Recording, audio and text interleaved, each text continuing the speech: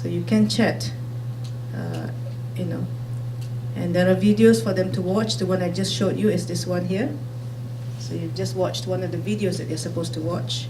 And another one here on Web 3.0. And then the network student, what the network student is all about. This is called an issues and trends, a trends and issues course, yeah? Trends and issues in instructional technology. And Tony Driscoll is known in the field, so we've got his lectures here. So he's bringing lecturers from other places into the classroom, and you don't have to spend any money, you know.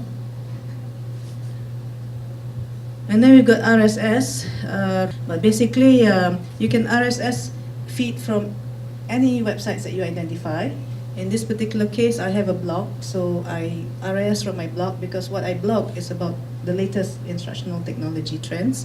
So that will be what they will get. At least I know what I put in there, and I don't know what other people will put, so we're not dangerous. These are students, they upload themselves, photos, you know. So it gives a dimension. We have never met, none of the students except for 2 persons from Penang. I have never met any one of them. And this is their 4th semester at OUM.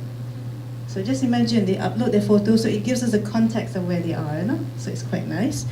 And the other thing is, when I first started this course with them, Dr. Tina and I did the first semester with them, one course, we didn't have any photographs, huh, Tina? No photographs. We didn't know what they would look like, not so nice. But then I thought, if I use Ning, I know how they look like now. Because I told them, you must upload your photograph. And not only that, to give a bigger dimension. Now this one, because we've just started this course for 1 week. Now this is the member map, which is a widget for Ning. So I added this. And what's nice about this is, I asked them to indicate where they are located. So I know their name and where they are. Now I can remember easily, instead of trying to remember who was from where. I can also run polls and opinions if I wanted a quick, you know, poll from them. Okay. Then of course the forums, and then the notes will be notes, extra notes, yeah, for them. So for example, if they want to look at the top 100 tools for learning, they can go in here, just click, okay. Or the course syllabus is also in here. So this, okay, again, okay, this one, I'm asking them to identify the chapter that they want to read and do a synthesis of. So, you know, you can post things like this, you can do this, so there's still, you know, because I didn't have time to do this, I just put the 3 here, so it sort of locks, you know, what they have identified. So I told them by January 22nd, they have to indicate what they want to do, so they still have a few days. And this is a virtual classroom, virtual course. Okay, and you can add more and more. So as you go on, you just add more and more. And things could change. The homepage could change anytime. So that's eLearning 2.0. Why Learning 2.0 also is because when we ask them to watch the videos, we ask them to comment. So for example, let me take something else. I think this one. You can also see how many times it's been viewed. At the same time, I do get in my email, somebody has added this, you know? Notification. Notification. But I don't have to attend to it all the time. I don't have to go into Ning all the time, in other words, to keep track of, you know, what's happening. So again, yeah, you can see the comment by Fitri, our co-facilitator, and you see how lengthy they can get, the students. It's not like online, it's no quality, you know. I mean, you see how qualitative learning and how quality learning can be. So that's one example. And so let me go back to the slides. Now Facebook, all right. I don't know whether Puan Rosita has shared with you. I don't know whether it's the same audience, but we also do mobile learning at OUM. Okay, and this is the Facebook created for one of the courses, and Puan Rosita is leading this as the first SME, yeah, or coordinator for this course. So already, now the first tutorial is this weekend. First tutorial starts Friday. but already 129 people are signed in there. Is that right?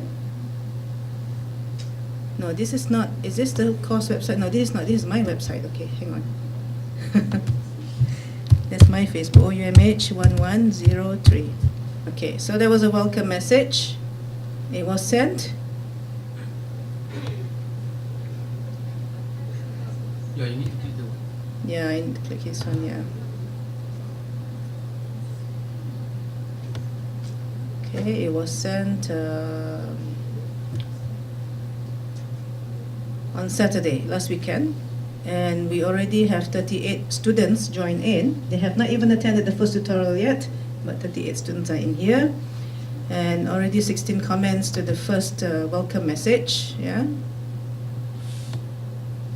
So this is just more of course management rather than course content, but we will be inviting them to discuss, and there will be a discussion section here for the students to go in to discuss. Okay. Twitter. How many of you know Twitter? Some of you. Okay. Twitter is also a social media, social tool.